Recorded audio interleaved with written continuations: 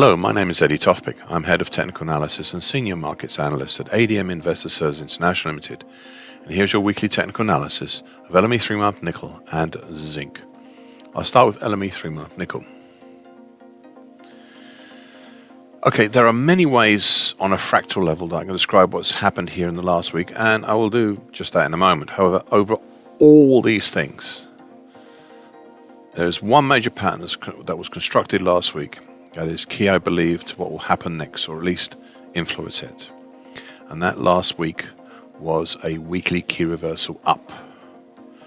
Anyway, as I said last week and a few weeks before, as we entered May, prices were heading lower out of the calm of April. The market dropped to flirt with the May 2011 high at 27,330 and significantly approached the slowly rising medium moving average, currently 27,840. Under this medium moving average was a fairly free zone that stretched down to the August 2011 high at 25,195. 2 weeks ago, prices pushed below the medium moving average into this free zone, but suddenly jarred to a halt at the round number of 26,000. After 2 weeks testing this level, the market gave up on the downside, at least for now, and created the weekly key reversal up we saw last week. In the process, prices broke up through the medium moving average and also the significant late March to date downtrend, currently at 26,395. This was significant because in its short time of existence, the downtrend had managed to be at least a 3-pointer, and it showed the bearish angle of attack since when prices started to calm down. It was the breaking up over this last Thursday and Friday that I suspect may have caused the weekly key reversal up last week, and the shooting star pattern we saw yesterday. Now, having studied the recent actions, I have a theory about why the market halted in the 26,000 area. I laid out the basis of it 2 weeks ago, repeated it last week, and I think it appropriate to repeat it here again today. You see, the August 2011 high at 25,195 is an interesting level, other than just the fact that it was the significant high in the past.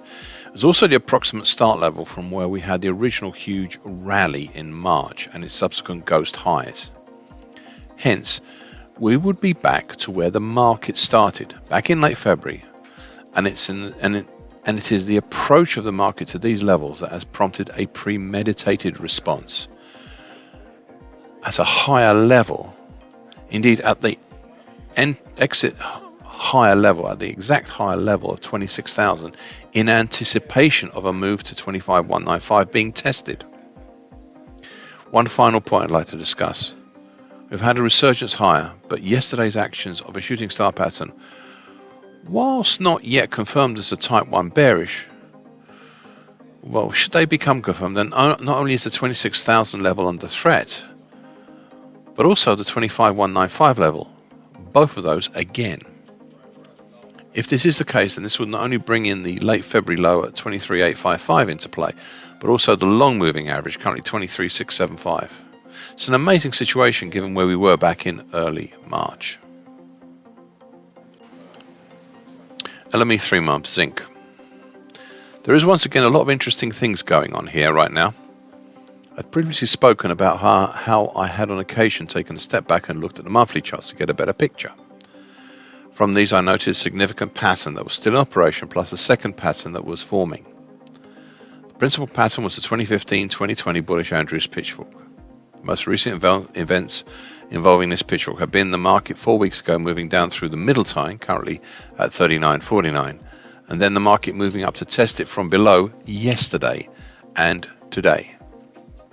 The second pattern, the one that is still in formation and also in operation, but it would require you to ignore part of March's actions. It is the 2020 to date ascending expanding wedge pattern, currently at 34.85 to 47.35. This is a very, very important pattern, as I will shortly show. Okay, so first off, I know I asked you to ignore the explosive spike part of last March's actions, but to be fair, on a monthly basis, whilst the upside of the ascending expanding wedge pattern has been breached, the market still hasn't seen a close outside of it, not as yet. Hence, this pattern is still valid, though interestingly during May, we have seen it undergoing some severe bearish pressure Enough that 3 Fridays ago, prices not only spiked down through the long moving average, currently at 35.43, but also pushed down to kiss the lower trend line, currently 34.85, of this very same ascending expanding wedge pattern. This has proved to be an influential moment, as no sooner had prices dropped down and touched than we saw an immediate recovery back up in the market, initially to the February 2018 high at 35.95, which coincides with the congestion seen back in January and February, and then last week up to the August 2007 high at 37.80, and the May 2020 to date broken but optimized uptrend, currently 37.81. However, last Friday's prices shot even higher, such that by yesterday, when they continued higher, the market had reached up and kissed the combination of the 50% Fibonacci line of the April to May move at 39.96 and also the flatlining short medium moving average, currently 39.98. Additionally, this move up pushed up over the middle time, currently 36.31, of the prospective March to April bearish shift pitchfork.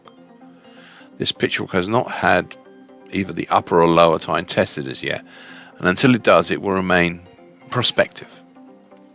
Looking ahead, the key now will be what action the market will take at this combination overhead of the 50% Fibonacci line and the short medium moving average.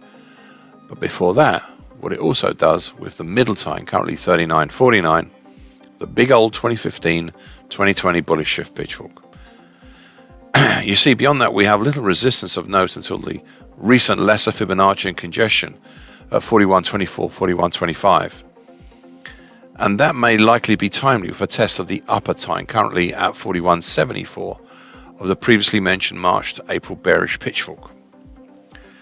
Overall, this market seems for the moment to favour the 2020 to date ascending expanding wedge pattern as its main driver for now, which is a very wide range within a lot of things can happen. Finally, let's look at expanding wedge patterns on their own. Well, for starters, they are usually not bullish. Just over half of the time, this pattern ends up with a bearish break lower. However, if the price breaks upwards, the quality of the move higher is usually seen as better than any break lower. We are far away from testing the 2 trend lines on this pattern, and way too early to start talking about any targets. However, as we seem to be well within this large pattern, I thought you ought to know that these things happen or may happen, but there's a chance of it just ahead of time to have these things ready, just in case. Thank you for listening. This weekly broadcast gives the essential market patterns and consequences. Please be aware of the risk disclaimer posted with this broadcast. Copyrights Eddie Tofpik and ADM Investor Services International Limited. And here comes the final bit.